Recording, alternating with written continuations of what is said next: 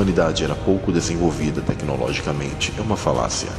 A civilização pré-diluviana estava em escala mundial, naquilo que ficou conhecido como a Era de Atlântida, tendo Saturno como o rei da Era Dourada dos deuses, onde os homens possuíam muito conhecimento e tecnologia, mas pouca consciência espiritual. Isto é, muito semelhante aos dias atuais, onde enfatiza-se o ter e não o ser, buscando tecnologias para escravizar e dominar o próximo, mas distanciando as pessoas do mundo espiritual, da verdadeira realidade divina. No livro de Enoque, é descrito que 200 anjos sentinelas desceram para a terra no Monte Hermon, na atual Síria, nos dias de Jared. Esses seres, originalmente de outra natureza, modificaram sua frequência e vibração para se materializarem na nossa realidade física. Isso ocorreu no mundo antediluviano, e esses 200 anjos vieram com uma missão para a Terra, justamente para guardar a humanidade contra o ataque dos demais anjos caídos, que caíram aqui desde o momento da rebelião celeste, na Primeira Guerra. Também a eles competia a transmissão do bom conhecimento ao homem. Entretanto, esses anjos não retornaram para o lugar original nos céus e se rebelaram contra o Eterno, deixando suas moradas, se juntando a 1/3 que havia caído com Lúcifer. Enoque 12:5, vemos que essa foi uma queda angelical posterior e diferente da queda de Lúcifer e seus anjos.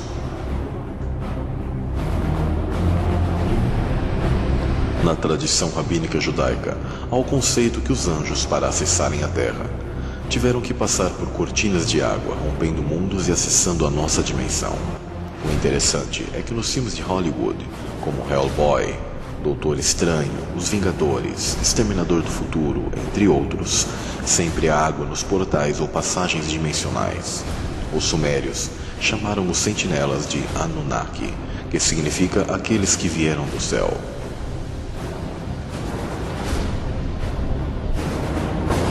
Voltando ao livro de Enoque, o mesmo cita esse evento peculiar na história da humanidade, onde os anjos ensinaram conhecimentos proibidos aos homens, e houve essa intervenção extradimensional na Terra. Além disso, Azaziel ensinou os homens a fazerem espadas, facas, escudos, armaduras ou peitorais, fabricação de espelhos e a manufatura de braceletes e ornamentos, o uso de pinturas, o embelezamento das sobrancelhas, o uso de todo tipo selecionado de pedras valiosas e toda sorte de corantes, para que o mundo fosse alterado. A impiedade foi aumentada, a fornicação multiplicada, e eles transgrediram e corromperam todos os seus caminhos. Amazarak ensinou todos os sortilégios e divisores de raízes. Armers ensinou a solução de sortilégios. Barakayal ensinou os observadores das estrelas, que são os astrólogos. Akibel ensinou sinais. Tamiel ensinou astronomia. Azaradel ensinou o movimento da lua. O nome do quarto é Penemue. Ele descobriu aos filhos dos homens o amargor e a doçura, desenvolvimento de aromatizantes, e mostrou a eles todo o segredo de sua sabedoria. Ele ensinou aos homens a entenderem o escrito e o uso de tinta e papel. Fica claro que cada anjo ensinou uma habilidade que domina. Cada um possui um conhecimento e técnica em determinada área. Desde os primórdios, o conhecimento tecnológico que deu base à nossa civilização foi adquirido através de anjos.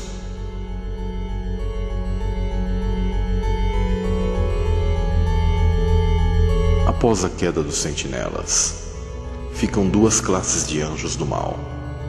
Anjos maus, que são 1/3 que foram expulsos do primeiro céu e foram rebaixados de dimensão junto com Satanás. Esses são os que caíram na primeira revolução. Alguns desses estão nas regiões celestiais e os mesmos tiveram a ajuda dos 200 sentinelas para agirem na terra como demônios.